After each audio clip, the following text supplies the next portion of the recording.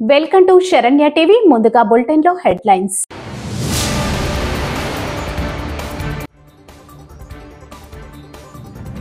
వెలుగులోకి వచ్చిన Sriram chits loans అరాచకాలు.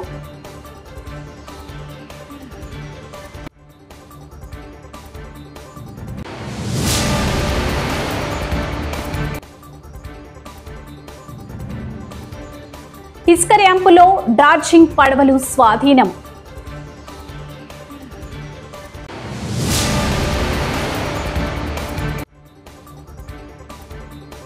తిరుపతి జిల్లా రేణిగుంట విమానాశ్రయానికి వెంకన్న నామకరణ ప్రతిపాదన శుభప్రదం. యూత్ కాంగ్రెస్ ఆధ్వర్యంలో రాహుల్ గాంధీ జన్మదిన వేడుకలు. ఆసుపత్రిలో రోగులకు పండ్లు పంపిణీ చేసిన యువజన నాయకులు. కాంగ్రెస్ పార్టీ అగ్ర నాయకులు రాహుల్ గాంధీ జన్మదిన వేడుకలను హాలియా పట్టణ కేంద్రంలోని ఎమ్మెల్యే క్యాంప్ కార్యాలయంలో యూత్ కాంగ్రెస్ నాగార్జున సాగర్ నియోజకవర్గ అధ్యక్షులు మల్రెడ్డి భానుచందర్ రెడ్డి ఆధ్వర్యంలో గురువారం ఘనంగా నిర్వహించారు. యూత్ కాంగ్రెస్ రాష్ట్ర నాయకత్వం పిలుపు మేరకు కేక్ కట్ చేసిన అనంతరం కుల గణనపై చర్చించారు. ప్రభుత్వ ఆసుపత్రి వెళ్లి రోగులకు పండ్లు, బ్రెడ్స్ పంపిణీ చేశారు.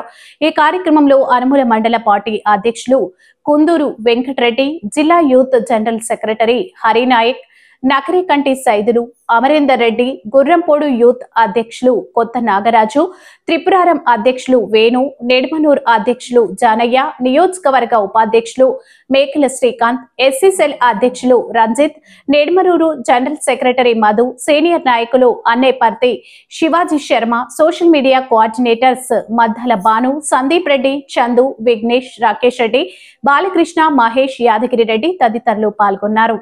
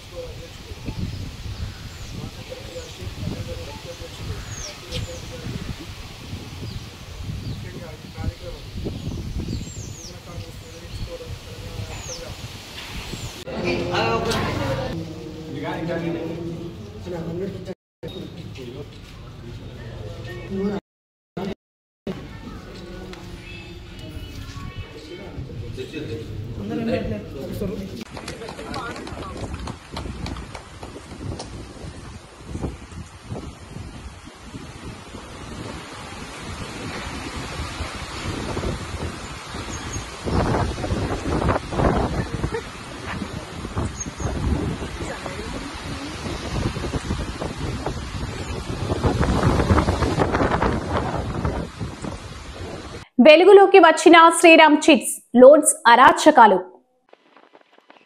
తిరుపతి జిల్లా సూలూరుపేట మున్సిపాలిటీ పరిధిలో వైఎస్ఆర్ పార్టీ ఆఫీసు ఎదురుగా బుధవారం నాడు టిఫిన్ షాప్ నడుపుతున్న ఓ వ్యాపారిని దగ్గరికి వచ్చి లోన్ కట్టవలసిందిగా దౌర్జన్యం చేశాడు.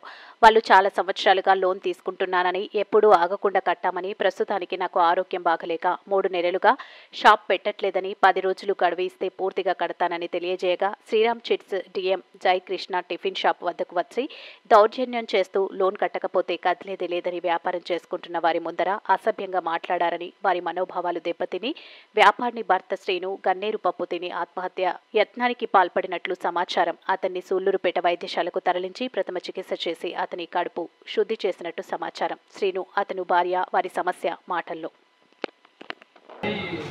ఈరోజు ఉదయం వచ్చినాడు. మా వైఫ్ దగ్గరికి వెళ్ళి కొద్దిగా దురుసుగా మాట్లాడినాడు. అమ్మాయి ఎప్పటికీ చెప్పిందంట, సార్ 10 రోజులు టైం కావాలి మాకు, 10 రోజుల తర్వాత మేము డబ్బులు ఇస్తామని చెప్పారు.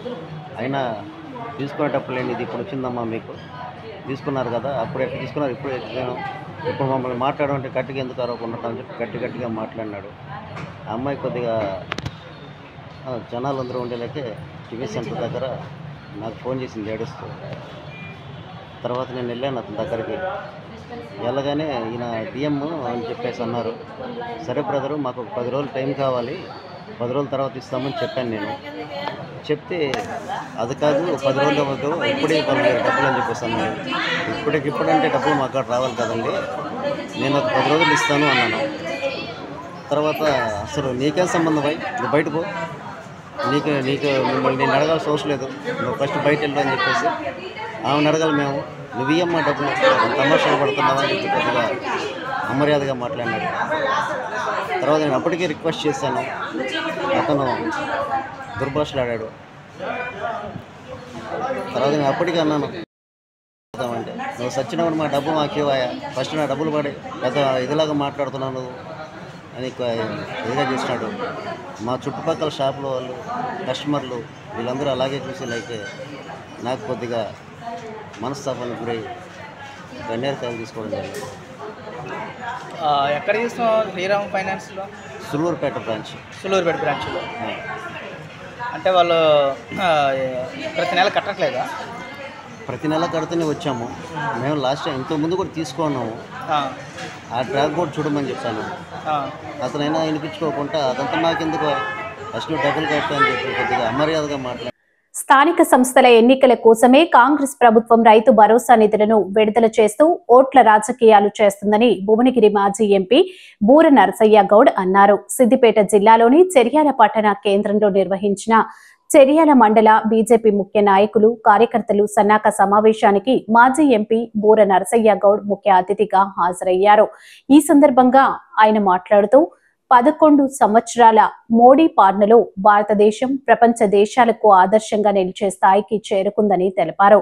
అభివృద్ధి సంక్షేమాన్ని 2 కండ్లుగా ముందుకు వెళ్తూ అసాధ్యం కాని ఆర్టికల్ 370ని రద్దు చేసి సాధ్యం చేసిన ఘనత మోదీ ప్రభుత్వానికి దక్కుతుందని అన్నారు. 10 సంవత్సరాల పాలనలో కేసీఆర్ కుటుంబం రాష్ట్రాన్ని దోచుకుని అప్పుల పాలు చేసిందని, అదే తరహాలో కాంగ్రెస్ ప్రభుత్వం సైతం కుటుంబ పాలన డైవర్షన్ పాలిటిక్స్ తో రాష్ట్ర ప్రజలను మోసం చేస్తుందని ఆగ్రహం వ్యక్తం చేశారు. కాంగ్రెస్ ప్రభుత్వం 18 నెలల కాలంలో రాష్ట్రంలోని అన్ని రంగాల్లో వెనుకబడిందని, ఇదొక ఐరన్ లెగ్ ప్రభుత్వం అని ఎద్దేవా చేశారు. రాష్ట్రంలో కరప్షన్ ఎంత పెరిగిందో చెప్పేందుకు మంత్రులు పేషీలలో 10 నుంచి 20% కమిషన్లు వసూలు చేయడమే ఉదాహరణగా చెప్పవచ్చని అన్నారు.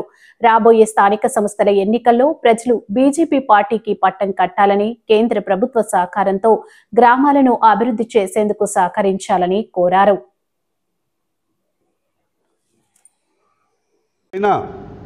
సర్జికల్ స్ట్రైక్ కానీ, బాలకోట్ స్ట్రైక్ కానీ, మన ఆపరేషన్ సింధూర్ ఈరోజు భారతదేశాన్ని శక్తిమాన్ భారతదేశంగా మార్చిన ఘనత మోడీ గారిది. అదేవిధంగా గతంలో మనం ఇంపోర్ట్ చేసుకున్నది మీకు తెలుసో లేదో, బ్రహ్మోస్ ఖర్చు అయ్యేది 25 కోట్లు ఒక్కొక్కటి, కానీ F-16 5,000 కోట్లు ఒక్కొక్కటి. మన దేశీయ ఉత్పత్తి చేసినటువంటి బ్రహ్మోస్ కానీ, ఆకాష్ కానీ, పినాకా కానీ, నాగాస్త్ర కానీ మోడీ గారి హయామే వచ్చిన తర్వాత అద్భుతంగా ఆత్మనిర్భర్ కింద మనము మన ఆయుధాలు మనం తయారు చేసుకుంటున్నాం. ఈరోజు ప్రపంచంలో అతి తక్కువ ఖర్చుతోని అత్యుత్తమైనటువంటి ఆయుధాలను తయారు చేసే సత్తా భారతదేశానికి ఉందని నిరూపించుకుని ఆపరేషన్ సింధూర్ ద్వారా కేవలం మన 26 మంది హిందువులను చంపితే ప్రతీకారంగా 26 నిమిషాల్లో 9 టెర్రరిస్ట్ స్థావరాలని, దాదాపు 11 పాకిస్తాన్ మిలిటరీ బేస్ల్ని విధ్వంసం సర్వనాశనం చేసినటువంటి ఘనత మన మోడీ గారిని ఈ సందర్భంగా తెలియజేస్తుంది. అదేవిధంగా చాలా సంతోషం, మన కళలో ఊహించలే డిజిటల్ భారత్ ఊహించామా? ప్రపంచంలో ఇంత చీపు ఫోన్ సర్వీసెస్ ప్రపంచంలో ఎక్కడ లేవు. ఈరోజు ప్రపంచంలో డిజిటల్ ఇండియా ద్వారా, యూపీఐ సర్వీసెస్ ద్వారా, గూగుల్ పే, ఫోన్పే వీటి ద్వారా ఈవెన్ బెగ్గర్ కూడా, బిచ్చగాడుతో బిలియనేరు ఇద్దరు, బిచ్చగాడు బిలియనేరు, కూరగాయలు అమ్ముకునేటోళ్ళు, లేకుంటే డాక్టర్లు కానీ అడ్వకేట్లు కానీ ప్రతి ఒక్కళ్ళు డిజిటల్.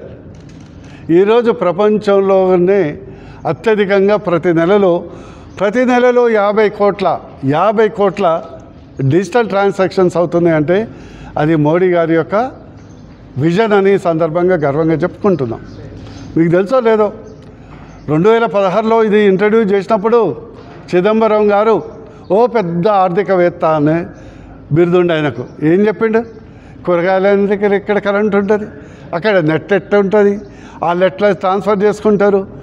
కేజీ టమాటాలు కొంటే ఎట్లా పే చేస్తారు? కేజీ కాదు, ఇప్పుడు సింగిల్ టమాటా కొన్నా కూడా పే చేస్తాం, సింగిల్ టమాటా కొన్నా కూడా పే చేయగలుగుతున్నాం. ఇది డిజిటల్ భారత్. అదేవిధంగా ఈరోజు దాదాపు 6-7 దేశాలు ఈ డిజిటల్ ఏదైతే సౌలభ్యం అమెరికాలో కూడా లేదు, చైనా కూడా లేదు. ఈరోజు భారతదేశ ప్రజలు ఎంత డిజిటల్ ఇసుక ర్యాంపులో డార్జింగ్ పడవలు స్వాధీనం. ఇసుక ర్యాంపులో డ్రాడ్జింగ్ పడవలు స్వాధీనం. తూర్పు గోదావరి జిల్లా తాళ్లపూడి మండలం తాళ్లపూడిలో పర్యావరణ పరిరక్షణ మార్గదర్శ నిబంధనలకు విరుద్ధంగా తాళ్లపూడి ఇసుక ర్యాంపులో ఇసుకను తోడేస్తున్నారు. జన వనరుల శాఖ ఏడీ ఫణి భూషణ్ రెడ్డి బృందం తాళ్లపూడి ఎంఆర్ఓ లక్ష్మీ లావణ్యతో కలిసి తనిఖీలు చేపట్టగా ఇసుక తీస్తున్న 7 డ్రాడ్జింగ్ పడవలను పట్టుకున్నారు. ఎంఆర్ఓ ఎన్ లక్ష్మీ లావణ్య మాట్లాడుతూ డ్రాడ్జింగ్ పడవలతో ఇసుక తీస్తున్నారని గుర్తించామని, 7 పడవలను సీజ్ చేశామని, తదుపరి చర్యలు తీసుకుంటామని ఆమె తెలియజేశారు. తనిఖీల్లో మైనింగ్, రెవెన్యూ, పోలీస్ శాఖ అధికారులు పాల్గొన్నారు.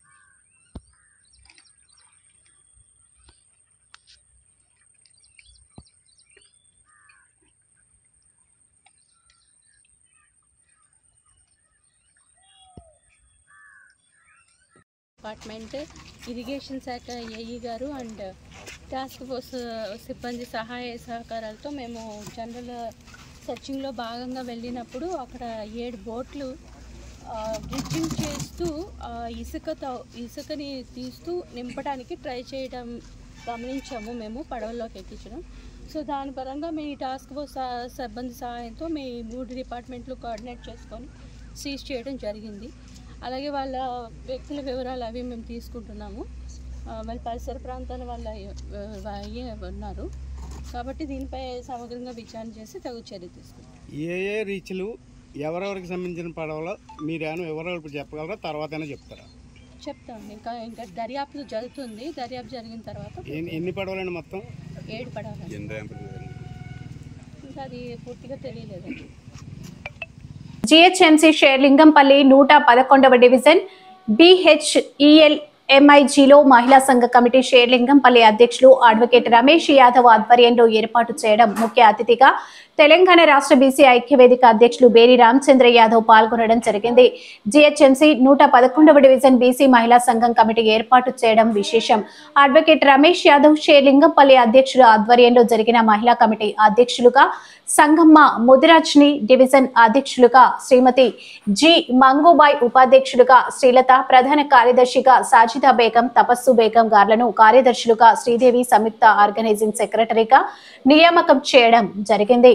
అడ్వకేట్ రమేష్ యాదవ్ స్వాగత ఉపన్యాసంలో మహిళలందరూ చైతన్యవంతులుగా ఎలాంటి సమస్యలు అయినా ఎదుర్కొని బీసీ సంఘాన్ని బలోపేతం చేయాలని, ప్రతి కాలనీలో బీసీ సంఘాలు, మహిళా సంఘాలు ఏర్పాటు చేయాలని కార్యక్రమంలో ఈరోజు MIG బీసీ మహిళా సంఘం ఏర్పాటు చేయడం జరిగింది.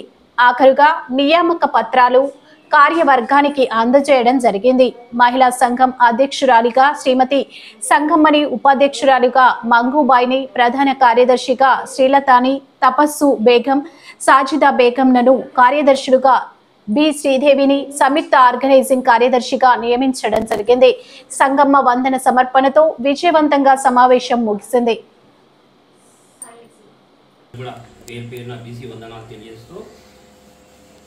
తెలంగాణ రాష్ట్రంలో అనేక అన్యాయాలకు గురైన మనందరం తెచ్చుకున్న రాష్ట్రంలో కూడా మనకు ఆత్మగౌరవం లేదు.